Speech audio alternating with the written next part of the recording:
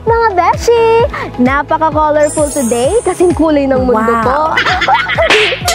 Dahil today gaganapin ang bonggang-bonggang Pride Month celebration sa ating beautiful town of Bacnotan. Partner, ready ka na bang umara at rumampa? Siyempre naman partner, dahil full support ako sa ating mga kailyan na bahagi ng LGBTQIA community. Pero bakit nga ba rainbow ang color ng LGBTQIA community? Pare, ito ang trivia na dapat knows mo. Alam mo ba na ang paghari ay may espesyal na kahulugan sa LGBTQIA community? Ito ay nagpapakita ng pagtanggap at paggalang sa iba't ibang identidad, ekspresyon at oryentasyon ng kasarian. Nagpapakita na ang lahat ay bahagi sa isang malawak at makulay na komunidad. O, diba? Galing yun! Ang ating first ganap for today's video ay ang Makibaki Wag Masyokot, our colorful parade. Bilang isang ina na meron din po akong isang anak na miyembro ng LGBTQIA+, ito ay isang paraan ng pagsuporta para sa kanila at para may pakita rin na dapat ay bigyan natin sila ng karapatan at kung ano man yung kanilang mga layunin na dapat natin itong pahalagahan. Para din po na sa ikatatahimik po ng kanilang mga puso't isipan at para may peace of mind na rin po tayo pare-pareho.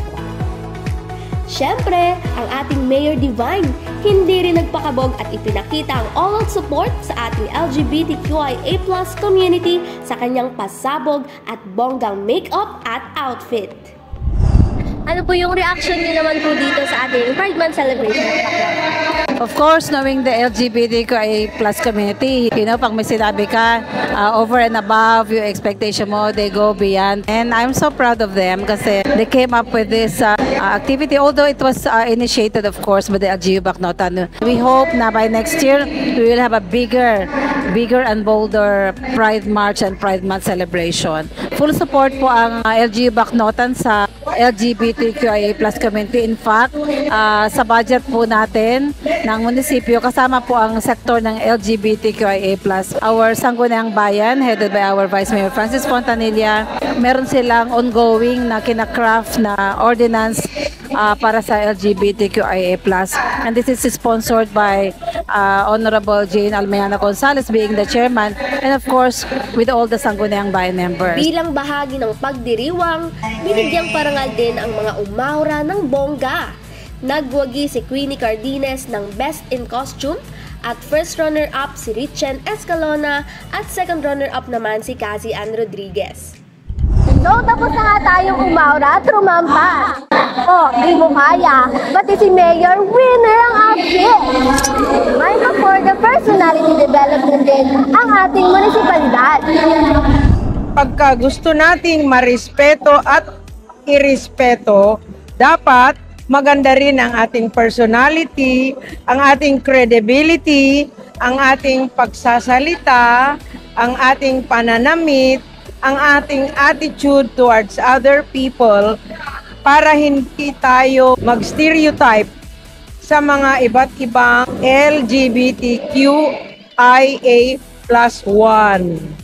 So what I've learned sa gender sensitivity is that we should be sensitive enough when calling someone. We shouldn't be labeling them as a gay or bayot, something like that. We should call them by their names. Bestie, go rebels ka ba sa kahit anong fan? Indoor ba o outdoor ang bet mo? I wear yan. Di ako sa kahit na anong fan, beshi ko. Tara na bestie at mag-forward na laro ng lahi mo rin tayo. Tara! Go!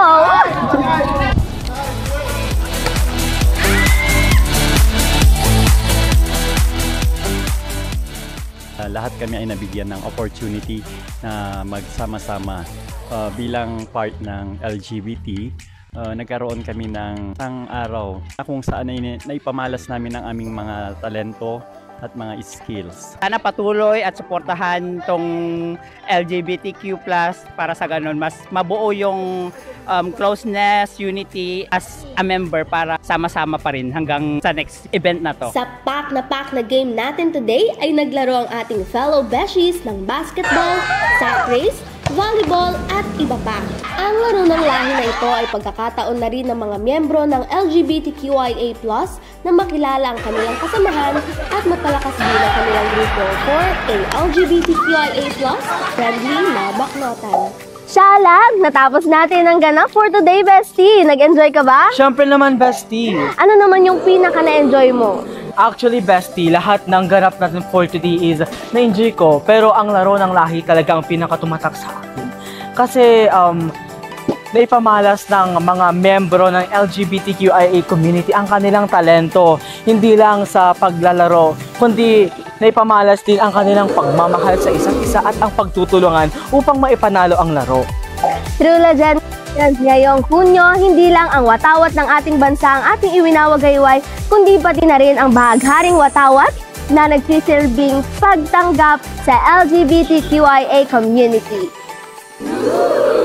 Ito yung isang patunay na dito sa Baknotan sa pangunguna ni Mayor Divine Fontanilla at Vice Mayor Francisco Fontanilla, no one is left behind. Kaya dito sa Baknotan, anuman ang iyong kasarian, ikaw ay mahalaga.